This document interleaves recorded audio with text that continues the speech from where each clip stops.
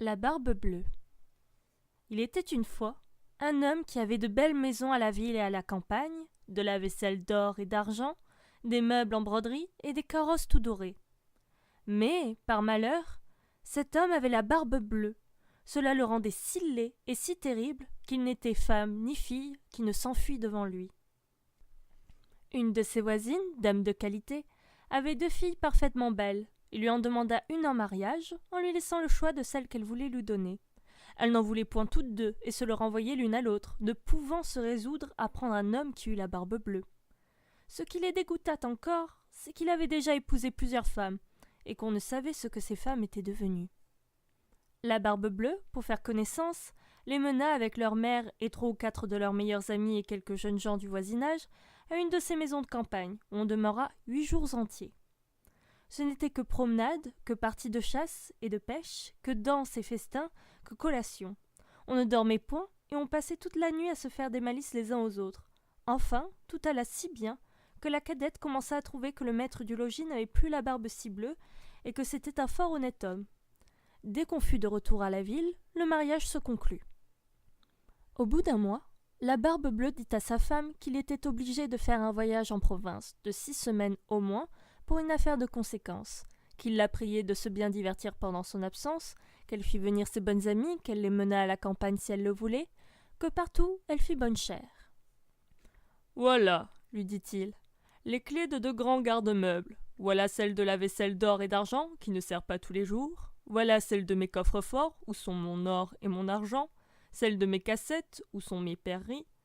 Et voilà le passe-partout de tous les appartements.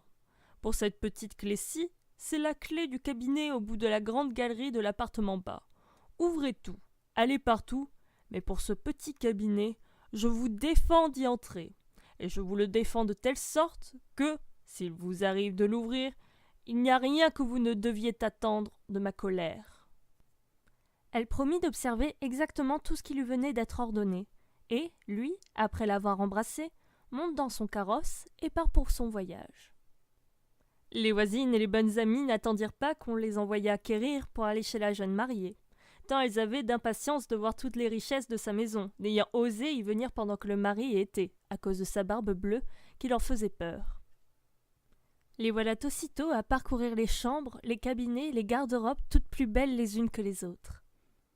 Elles montèrent ensuite au garde-meubles, où elles ne pouvaient assez admirer le nombre et la beauté des tapisseries, des lits, des sofas, des cabinets, des guéridons, des tables et des miroirs où l'on se voyait depuis les pieds jusqu'à la tête, et dont les bordures, les unes de glace, les autres d'argent et de vermeil doré, étaient les plus belles et les plus magnifiques qu'on eût jamais vues.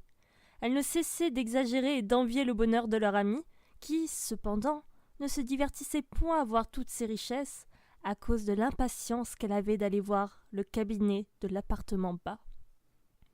Elle fut si pressée de sa curiosité que, sans considérer qu'il était malhonnête de quitter sa compagnie, elle descendit par un escalier dérobé et, avec tant de précipitation, qu'elle pensa se rompre le cou 2 ou 3 fois.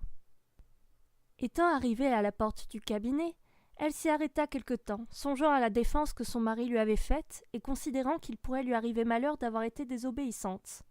Mais la tentation était si forte qu'elle ne put la surmonter. Elle prit donc la petite clé et ouvrit en tremblant la porte du cabinet. D'abord, elle ne vit rien, parce que les fenêtres étaient fermées. Après quelques moments, elle commença à voir que le plancher était tout couvert de sang caillé, dans lequel se miraient des corps de plusieurs femmes mortes et attachées le long des murs. C'étaient toutes les femmes que la barbe bleue avait épousées et qu'il avait égorgées l'une après l'autre. Elle pensa mourir de peur, et la clé du cabinet, qu'elle venait de retirer de la serrure, lui tomba de la main. Après avoir un peu repris ses sens, elle ramassa la clé, referma la porte et monta à sa chambre pour se remettre un peu, mais elle n'en pouvait venir à bout tant elle était émue. Ayant remarqué que la clé du cabinet était tachée de sang, elle l'essuya 2 ou 3 fois, mais le sang ne s'en allait point. Elle eut beau la laver et même la frotter avec du sable et du grès, il y demeura toujours du sang, car la clé était faite et il n'y avait pas moyen de la nettoyer tout à fait. Quand on ôtait le sang d'un côté, il revenait de l'autre. La barbe bleue revint de son voyage dès le soir même, et dit qu'il avait reçu des lettres dans le chemin, qui lui avait appris que l'affaire pour laquelle il était parti venait d'être terminée à son avantage. Sa femme fit tout ce qu'elle put pour lui témoigner qu'elle était ravie de son prompt retour. Le lendemain, il lui redemanda les clés, et elle les lui donna, mais d'une main si tremblante qu'il devina sans peine tout ce qui s'était passé.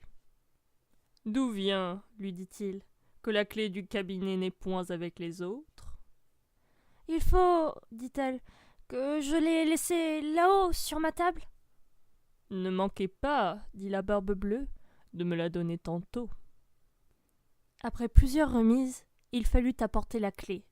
La Barbe-Bleue, l'ayant considérée, dit à sa femme: « Pourquoi y a-t-il du sang sur cette clé ?»« Je n'en sais rien, » répondit la pauvre femme, plus pâle que la mort. « Vous n'en savez rien, » reprit la Barbe-Bleue. « Je le sais bien, moi. Vous avez voulu entrer dans le cabinet. Eh bien, madame, vous y entrerez aussi, et vous irez prendre place auprès des dames que vous y avez vues. » Elle se jeta aux pieds de son mari, en pleurant et en lui demandant pardon, avec toutes les marques d'un vrai repentir, de n'avoir pas été obéissante. Elle aurait attendri un rocher, belle et affligée comme elle était. Mais la Barbe-Bleue avait un cœur plus dur qu'un rocher. « Il faut mourir, madame, lui dit-il, et tout à l'heure. »« Puisqu'il faut mourir, répondit-elle en le regardant, les yeux baignés de larmes. Donnez-moi un peu de temps pour prier Dieu. »« Je vous donne un demi-quart d'heure, reprit la Barbe-Bleue, mais pas un moment davantage. » Lorsqu'elle fut seule, elle appela sa sœur et lui dit: « Ma sœur Anne, car elle s'appelait ainsi, monte, je te prie, sur le haut de la tour pour voir si mes frères ne viennent point. Ils m'ont promis qu'ils viendraient me voir aujourd'hui, et si tu les vois, fais-leur signe de se hâter. » La sœur Anne monta sur le haut de la tour, et la pauvre affligée lui criait de temps en temps: « Anne, ma sœur Anne, ne vois-tu rien venir ?»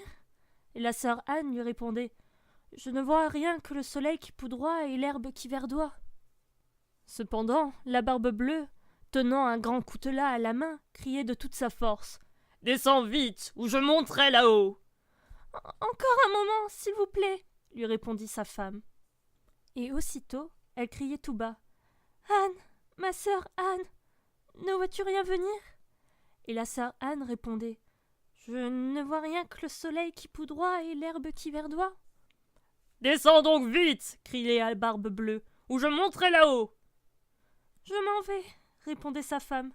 Et puis elle criait: « Anne, ma sœur Anne, ne vois-tu rien venir ?»« Je vois, » répondit la sœur Anne, « une grande poussière qui vient de ce côté-ci. »« Sont-ce mes frères ?»« Hélas, non, ma sœur, je vois un troupeau de moutons. »« Ne veux-tu pas descendre ?» criait la Barbe-Bleue.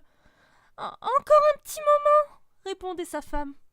Et puis elle criait: « Anne, ma sœur Anne, ne vois-tu rien venir ?»« Je vois, » répondit-elle, « 2 cavaliers qui viennent de ce côté, mais ils sont bien loin encore. »« Dieu soit loué !» s'écriait-elle un moment après. « Ce sont mes frères. Je leur fais signe, tant que je puis, de se hâter. » La Barbe-Bleue se mit à crier si fort que toute la maison en trembla. La pauvre femme descendit et alla se jeter à ses pieds tout éplorée et tout échevelée. « Cela ne sert de rien, » dit la Barbe-Bleue. « Il faut mourir. » Puis, la prenant d'une main par les cheveux et de l'autre levant le coutelas en l'air, il allait lui abattre la tête. La pauvre femme, se tournant vers lui et le regardant avec des yeux mourants, lui demanda un petit moment pour se recueillir. « Non, non, dit-il, recommande-toi bien à Dieu. » Et levant son bras. Dans ce moment, on heurta si fort à la porte que la Barbe-Bleue s'arrêta tout court. On ouvrit, et aussitôt on vit entrer 2 cavaliers qui, mettant l'épée à la main, coururent droit à la Barbe-Bleue. Il reconnut que c'étaient les frères de sa femme, l'un dragon et l'autre mousquetaire, de sorte qu'il s'enfuit aussitôt pour se sauver, mais les 2 frères le poursuivirent de si près qu'ils l'attrapèrent avant qu'il pût gagner le perron. Ils lui passèrent leur épée au travers du corps et le laissèrent mort. La pauvre femme était presque aussi morte que son mari et n'avait pas la force de se lever pour embrasser ses frères. Il se trouva que la Barbe-Bleue n'avait point d'héritier, et ainsi sa femme demeura maîtresse de tous ses biens. Elle en employa une partie à marier sa sœur, Anne, avec un jeune gentilhomme dont elle était aimée depuis longtemps, une autre partie à acheter des charges de capitaine à ses 2 frères, et le reste à se marier elle-même à un fort honnête homme qui lui fit oublier le mauvais temps qu'elle avait passé avec la barbe bleue. Moralité. La curiosité, malgré tous ses attraits, coûte souvent bien des regrets. On en voit tous les jours 1000 exemples paraître. C'est, n'en déplaise au sexe, un plaisir bien léger. Dès qu'on le prend, il cesse d'être, et toujours, il coûte trop cher. Autre moralité. Pour peu qu'on ait l'esprit sensé, et que du monde on sache le grimoire, on voit bientôt que cette histoire est un conte du passé. Il n'est plus d'époux si terrible, ni qui demande l'impossible. Fût-il malcontent et jaloux, près de sa femme, on le voit filer doux. Et, de quelque couleur que sa barbe puisse être, on a peine à juger qui des deux est le maître.